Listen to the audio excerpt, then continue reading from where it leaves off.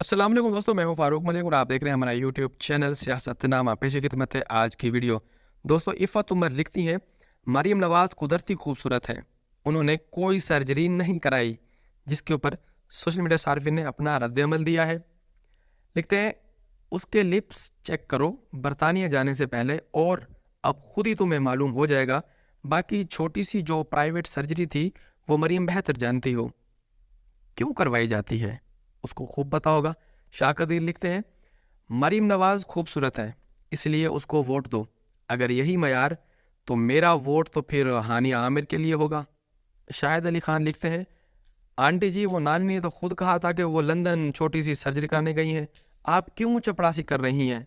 عبدالعمران پاشا لکھتے ہیں، عفت عمر صاحبہ اس طرح کے 2-4 اور جھوٹ بولو، آپ کو بھی اسپیشل کوٹا پہ اسمبلی میں لے لیا جائے گا۔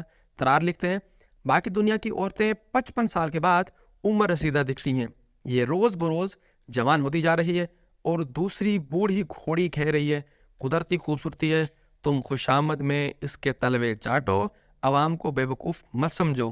مشق لکھتی ہیں، عفت عمر کا کمیشن گھر پہنچ جائے گا، نون لیگ والے کی جو خوشامد کرے اسے نہیں بھولتے، عنقریب آپ حکومتی عہدہ مل جائے گا۔ اقبال انصاری لکھتے ہیں، خوبصورتی انسان کے کریکٹر اور اندر ہونی چاہیے، سیاست کا خوبصورت ہونا ضروری نہیں ہے، وہ اس کے کام میں اور قول و فعل میں نظر آنا چاہیے۔ اللہ حافظ۔